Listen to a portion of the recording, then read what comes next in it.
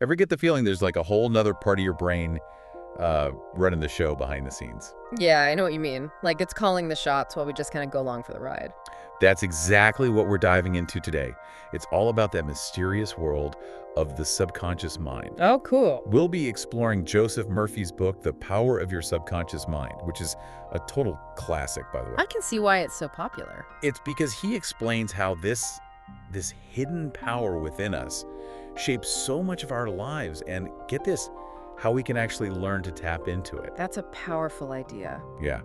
Now, Murphy, being the smart guy he is, presents this whole subconscious thing, which can be, pretty complex in a way that's surprisingly easy to understand, even for beginners. How does he do that? Well, he starts with this simple analogy.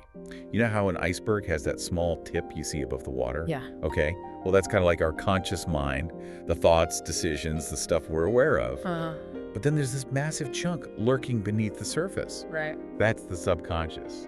And that's where things get really interesting. I'm intrigued. So it's not just about memories hiding down there. Not even close. This iceberg is actually shaping our reality in some way.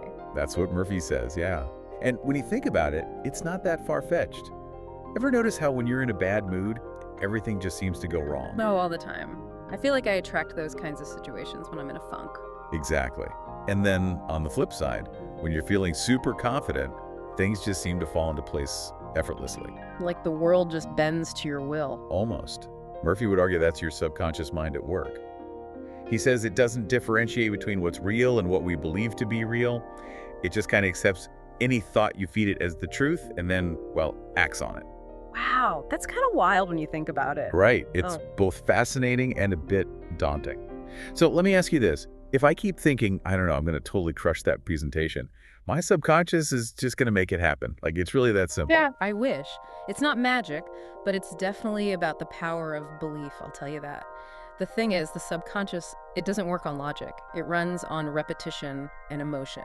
So the more you focus on a belief, whether it's positive or unfortunately negative, the more it gets imprinted on your subconscious. And then it starts to influence everything, your actions, decisions, even your physical reactions, often without you even realizing it. So it's like a feedback loop almost. That's one way to put it, yeah. You think a certain way, your subconscious reinforces it, and then that influences your experience, which then feeds back into your thoughts. Precisely. And this is where things get really interesting, because it means we're not just passive passengers.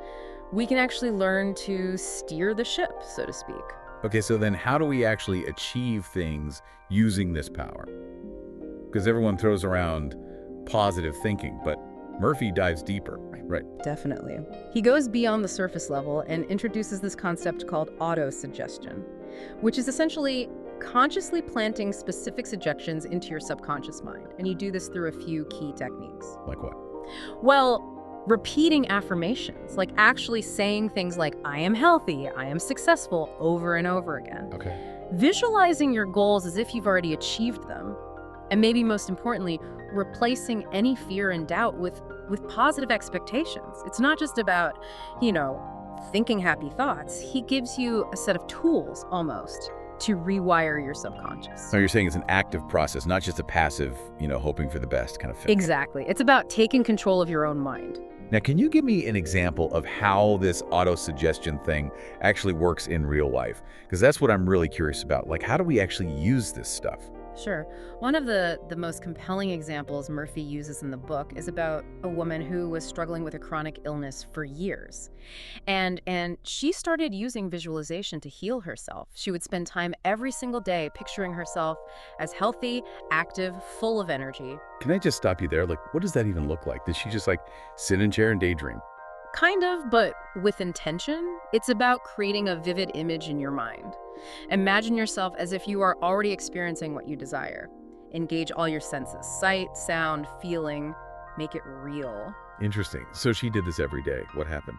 Well, over time, her physical symptoms actually started to improve. It's like her body was literally catching up to the image she'd planted in her subconscious mind. That's wild. It really speaks to that whole mind-body connection, doesn't it? I mean, if our subconscious can influence our physical health that strongly, how can we use that to our advantage? Well, that's one of the things Murphy explores in depth. And one of the key takeaways is that your subconscious, It's always listening. Every single thought, every emotion, it sends a signal to your body. Wow. So think about it. If you're constantly focused on negativity, stress, fear, well, your body's going to react accordingly. Right, like stress hormones and all that stuff. Exactly.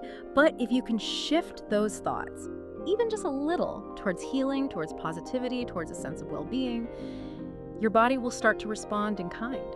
That's pretty profound. It is, yeah, and it highlights the incredible power we have within us. The problem is we often just don't know how to use it. So true. So how do we start working with our subconscious then? Is it like just repeating affirmations every morning and calling it a day? Well, affirmations are a great starting point, for sure. But it's about more than just saying the words, you know? It's about truly believing them. And as we talked about, it's about visualizing yourself actually living that life you want, feeling those feelings and making it real in your mind. Yeah. And maybe even more important than that is becoming aware of any negative, self-limiting beliefs you might have that are holding you back without you even realizing it. That's tough. It can be, but once you identify those beliefs, you can start consciously replacing them with positive, empowering ones. So it's like we're training our subconscious to work for us, not against us.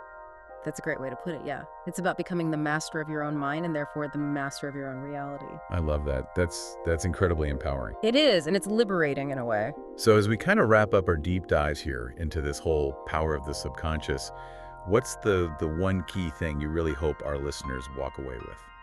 You know, I think the most important takeaway here is simply this. Your mind is an incredibly powerful tool.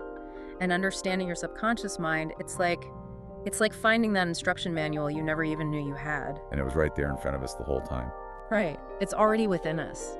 And that's the exciting part. We all have the power to shape our reality, to achieve those goals we set for ourselves, to heal our bodies, to live a truly fulfilling life. It's all possible. Amazing. So where do we begin? It starts with understanding and harnessing that incredible power within our own minds. I love that. Such a great reminder. And for anyone listening who's ready to kind of dive deeper into this whole idea, The Power of Your Subconscious Mind by Joseph Murphy is such a fantastic place to start. It's full of like practical advice, inspiring examples, simple techniques that, anyone can use to really unlock their full potential. It's definitely worth a read. So I encourage everyone, dive in, explore the book, and see what incredible transformations might be waiting for you. You might be surprised what you discover. I really might. Until next time, happy exploring, everyone. Keep those minds open.